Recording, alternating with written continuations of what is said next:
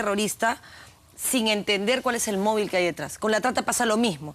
Detrás de una niña que es explotada hay una maquinaria económica que se mueve en torno a donar sus riñones, a usarla sexualmente, a usarla laboralmente, a que haga mendicidad para favorecer un grupo económico que con ese dinero corrompe la administración de justicia, operadores judiciales que no identifican o no distinguen la prostitución de la trata, cuando son niñas que son obligadas a prostituirse, encerradas en rejas para recibir alimentos, a las que se les quita el DNI, normalmente se les golpea. Es una realidad que está ahí, con estos fachadas de moteles que terminan siendo el primer piso un nightclub, el segundo piso un centro de prostitución obligada.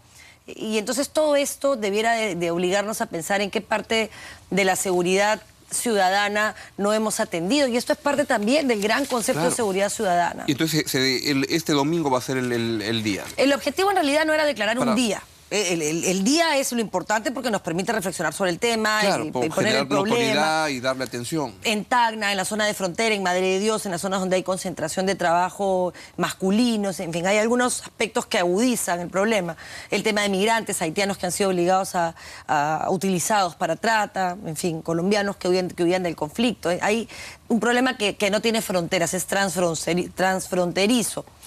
Pero lo importante de esta norma que se aprueba a iniciativa de Carla Schaefer y que, como te señalo, es respaldada por unanimidad, impulsada también por mi paisana Natalie Condori, que hace un trabajo muy serio de investigación de trata a nivel nacional, es que se rinda cuentas. Eso a mí me parece maravilloso que entendamos lo que es hacer política en serio. Claro. Y yo creo que eso es una buena señal. ¿Y por qué? Porque obliga, además de declarar el Día de la Trata, a que ese día, en la semana del 23 de septiembre, se rinda cuentas del Ejecutivo de las acciones que se han tomado para combatirla. ¿Y quién va a rendir cuentas? ¿El presidente el ente de rector, ministros o el Ministerio de la Mujer? No, acá hay un ente rector. En realidad es el presidente del Consejo de Ministros, claro, de la es eso que corresponde, ¿no? Pero esto tiene un ente rector que está en el Ministerio del Interior. Y junto a este ente rector hay una serie de suborganizaciones en cada ministerio, es decir, Salud tiene una responsabilidad, Mujer tiene una responsabilidad. Hoy hemos tenido una mesa de trabajo con la colaboración de muchas instituciones, Save the Children, en fin, Manuela. Qué bueno que le estén dando atención a esos temas. Sí, y creo además que es importante sensibilizar, ¿no? Que la universidad nos ayude, que los estudiantes, los jóvenes se comprometan, que comencemos a perseguir este tipo de cosas, que las denunciemos, que en la Fiscalía se preparen para identificar temas de trata y distinguirlos de prostitución, que el Poder Judicial encuentre las herramientas para la persecución y sanción, y finalmente que no permitamos que tan libremente se maltrate, se destroce la esperanza de una vida diferente de muchos niños y niñas peruanas. ¿A cuántas personas puede estar afectando este problema? ¿Se tiene un cálculo? Se tienen cifras que están distorsionadas. La cifra real está invisibilizada por varias razones. Primero, porque las cifras oficiales responden a lo que se judicializa, a los observatorios del delito, que a veces no lo tratan como trata, vale la redundancia, sino como tipos distinguidos, ¿no? Por ejemplo, prostitución, por ejemplo, maltrato infantil, violencia familiar, pero es trata. Lo que hay detrás es una maquinaria que va a afectar a Juan y después a María, y después a Agustito y después a Pedro. O sea, nos va a terminar afectando tarde o temprano. Entonces, lo que hay que hacer, creo que lo he escuchado hoy en esta mesa de expertos, que me ha parecido además importante reflexionar sobre ese tema en un foro como el Congreso, a propósito de esta fecha, es primero identificar las competencias que hay en cada estamento del Estado para no duplicar gastos o repetir gastos en cosas que ya se hacen, como estudios. En noviembre de este año la Defensoría va a presentar su informe que visibiliza casos y vamos a tener una cifra más cercana a la realidad. Pero claro, además no hay cultura de denuncia porque la víctima no se siente víctima. Entonces ahí tienes un problema mucho más grave, ¿no? En realidad es muy doloroso, es la forma de esclavitud del siglo XXI. Así es. Vamos a seguir tratando en el programa ese tema. Le quería preguntar, me voy deslizando a la parte política, pero este caso de los niños traídos desde el BRAE, es una barbaridad. No quiero decir que es trata, pero no está bien, ¿no? No, por supuesto que no. Por supuesto que no. Además no sabemos dónde no está bien este caso y el primer caso. Ninguno, el conjunto. El primer grupo Porque de además niños. Estos niños no se sabe cuál es la condición jurídica de los niños ni dónde están. O sea, los tiene INAVIF. Para estar en INAVIF tienes que tener o sea, cuál es la naturaleza jurídica de la protección que le está dando el Estado. O sea, está regulada, tiene algún tipo de supervisión. Yo creo que hay un primer problema que hay que identificar. Un segundo problema es la posibilidad del error y la imposibilidad absoluta evidente de asumirlo, que eso es un problema nacional. El que te hayas cometido un error en el momento de identificarlo y que en la búsqueda de protegerlos haya generado un daño mayor, se puede explicar. Lo que no se puede explicar es que pretendas convertir eso en una operación impecable. O sea, eso es inadmisible para mí, sobre todo porque se trata de niños a los que tú no les puedes después echar la culpa y decir es que están en una zona de conflicto y entonces tienen miedo. Un momentito, ¿no te has aparecido 40 años como Estado? ¿No te has aparecido a desenterrar a sus muertos desaparecidos hace 30 años? ¿Le has dado el cuento de la categoría de víctima y no le has pagado una reparación que le prometiste y le has dicho que va a tener acceso a salud y cuando ha ido al médico ni siquiera lo han recibido? Y entonces ahora pretendes... Y el día que te apareces acabas matando a una persona. Acabas matando a una niña y diciendo además que ni siquiera le vas a dar el beneficio de la duda que debiera de tenerla a quienes te dicen, oye, esto no fue como te lo han contado, por lo menos escúchame. Y entonces deslegitimas al alcalde, al representante elegido por un pueblo que además fue huérfano por la culpa del terrorismo, ¿no? Claro. Entonces yo creo que aquí lo que no podemos aceptar es que se vuelva a repetir el ciclo que comenzó en los 80 y en los 90. Yo he sentido en estos días en las declaraciones de la gente del gobierno las mismas frases cuando el presidente dice el que cuestiona las Fuerzas Armadas favorece a Sendero. Terrible. Eso es Fujimori. Terrible. Eso es Fujimori. Terrible. Y además es inmoral que se pretenda que así se respaldan las Fuerzas Armadas. Yo soy profesora del CAEM hace 4 años, madrina de la primera promoción de Derechos Humanos. Tengo amigos militares que respeto y admiro, policías, alumnos de hace más de 10 años, y ellos no aceptan que se les convierta o que cómplices de alguien que comete un error o alguien que viola derechos humanos. Fue para cubrir la actuación de grandes generales en algún momento que se pretendió embarrar a las Fuerzas Armadas. Claro. Y eso no es admisible. Yo creo que no es justo, encima de todo lo que pasa, se mella su dignidad, por favor. Se mella su honor y su dignidad cuando tú dejas que el hijo o la hija de ese militar, que probablemente no regrese donde ha ido, tenga la duda de si su padre pudo o no pudo cometer un exceso o un error humano. Y cuando veía a Otárola me parecía Ciura. No, yo creo que ahí se están equivocando. Ahora, yo siempre trato de ver las cosas buenas, porque acá hay pocas, ¿no? En realidad, y la muerte de Soraya es algo que se tiene que esclarecer y no tenemos que callarnos, aunque mañana aparentemente no sea noticia. Esto tiene que resolverse, esto tiene que aclararse para que no se repita. Pero es interesante cómo ha mutado el fujimorismo y cómo hoy se ha permitido preguntarse qué pasó. Yo creo que eso es importante. Sin duda. Creo que eso es un proceso de maduración como país que debiéramos detenernos a ver. Sin duda. ¿No? Y me dio, en medio de todo el dolor, de verdad un poco de satisfacción el decir, bueno, por fin aceptan que esto pudo suceder, ¿no? Claro que sí. Y que no es una cosa contra ningún gobierno en particular, sino contra... Proteger a la gente.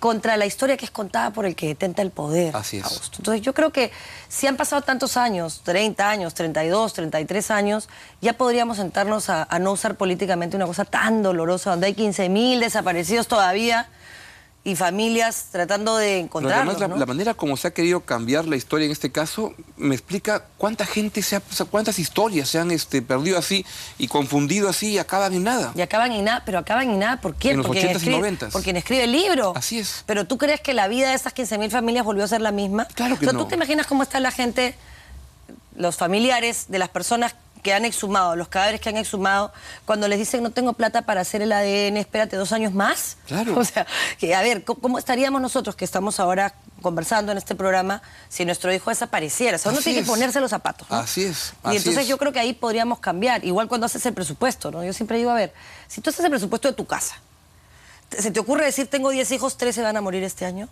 Me parece loco, ¿no? Claro. Entonces, ¿a quién voy a atender primero? Al abuelito, al que está enfermo, a mis hijitos, al más chiquito primero, al que va al colegio después. ¿Dónde voy a poner la plata? En la educación de mis hijos, en comer. Bueno, si roban mucho y hay un problema grave de seguridad, me compraré un perro grande y si tengo más plata pondré un guachimán o una persona de seguridad y si tengo más plata pondré cerco eléctrico. Pero a nadie se le ocurre empezar por los caballos y no por la carreta, por la carreta y no por los caballos. Ahí Nadine Heredia acaba en esa circunstancia mal. ¿Es machismo criticarla? No, pues esas son tonterías. El machismo es hacer que la chica lave el plato y el hombre se quede en la mesa. O sea, el machismo es pensar que una mujer y un hombre no pueden competir en igualdad de condiciones en un trabajo cuando tienen la misma capacidad. El machismo no es, bajo ningún punto de vista, decirle, señor, usted es la primera dama, tiene que hacer obras para fomentar conciencia respecto de la trata de personas. Y no asumir una responsabilidad por la que después no va a poder rendir cuentas. Así es. Entonces yo creo que a mí lo más grave de toda esta historia no es que ella, que es una mujer carismática y encantadora, tenga un rol, que por supuesto que tiene que tener un rol de promoción, un rol, aprovechar esas cámaras que la siguen para decir, señores, esto es trata. Señores, esto es prostitución infantil. Señores, este niño tiene derechos. Señores, vamos a hacer una campaña para encontrar a los 15.000 desaparecidos. Vamos a hacer una campaña para hacer trasplantes de médula para los niños. Te aseguro que las cámaras la seguirían. Te aseguro que sería presidenta dentro de 8 años, porque no puede ser presidente en el 2016. Muy de acuerdo. Pero este asunto de querer hacer lo que no puede hacer porque no ha sido elegida para eso, o de permitir que haya esa confusión y echar la culpa al resto. La prensa se equivoca, todos se equivocan. No, pues, no es correcto, porque mella la autoridad del presidente y necesitamos una autoridad que podamos seguir. Y han elegido todos los peruanos, y me incluyo porque también es el presidente de mi país y por lo tanto mi presidente. Y hay que respetar esa autoridad. Y la primera que tiene que respetarle a su esposa, pues. Y pregunta final, la bancada municipal del PPC, ¿cómo entender? ¿El PPC quiere vacar a la señora Villarán? No. ¿O la bancada esa los engañaron y acabaron votando por una solicitud que la presentó un empleado de Luna Gálvez? No, yo te voy a explicar eso porque me parece, te agradezco además la pregunta. Nosotros estamos en contra de la revocatoria como concepto. De hecho, Lourdes, en sus declaraciones públicas, privadas y en la defensa que tuvimos al interior del Pleno en su momento, dijimos, oye, esto es terrible. Lo que estás haciendo es generar que los alcaldes o los presidentes regionales terminen utilizando mecanismos no adecuados para que la oposición no lo fiscalice, porque, claro, nadie gana con más del 30%, con lo cual siempre vas a tener quien te quiera revocar, y eso desestabiliza y hace que tú tomes medidas populistas, efectistas, que no van a transformar un gobierno local ni un gobierno regional. Entonces, la revocatoria conceptualmente tiene que el gobierno de Chilca ahora, ¿no? O sea, Así es. Eso es evidente, hay un proceso de revocatoria y el hombre quiere cuidarse, entonces le pega a quien nos provee luz a un porcentaje de peruanos importante y no se da cuenta de las consecuencias. O sea, eso es conceptualmente. ¿Y en el caso ese? En el de Susana Villarán hemos hecho además comunicados públicos de que estamos en contra de la revocatoria en el proceso de recolección de firmas. Este caso es un tema totalmente distinto al de revocatoria. Fue un hecho administrativo en el cual la municipalidad decidió, extra proceso administrativo interno, facultar para vender muebles de la beneficencia. No se puede vender a sola firma. Y eso es responsabilidad penal para los chicos. Entonces, y para los chicos, para mí, para mis compañeros, para mis colegas, para los regidores. Entonces, tampoco se puede pretender que se avale un acto administrativo irregular que va a terminar afectándolos. Que eso se haya convertido en un pleito político, con insultos de ida y venida, me parece que fue subido de tono y que no fue lo correcto, pero yo respaldo la posición, es lo que habría hecho yo, Augusto, no contra Susana Villarán, contra cualquiera. El hecho mismo. El hecho mismo, porque además es eso, o es responsabilidad penal individual, porque tú tienes que asumir la responsabilidad por tus votos en el Consejo, a diferencia del Congreso en el que haces un poco lo que te da la gana y no asumes ninguna responsabilidad. Aquí va a haber consecuencias administrativas, y el PPC fue más allá. Mónica, Coco, el Chino Ibáñez y todos los que están en esta bancada del PPC, que son jóvenes líderes formados, profesionales que trabajan no a partir de la política, sino que le aportan a la política su desarrollo personal, con una vocación de servicio que yo admiro. Pablo Secada, lo que hacen es decir, oye, hay que hacer una comisión investigadora, Susana, no te metas en este lío. O sea, sal de esto porque te van a complicar la vida, no ahora que tienes poder, dentro de 6, 7, 8 años. Y ella no quiso escuchar y pensó que era una jugarreta política. Que este señor esté inscrito en el PPC no significa nada. Muy bien.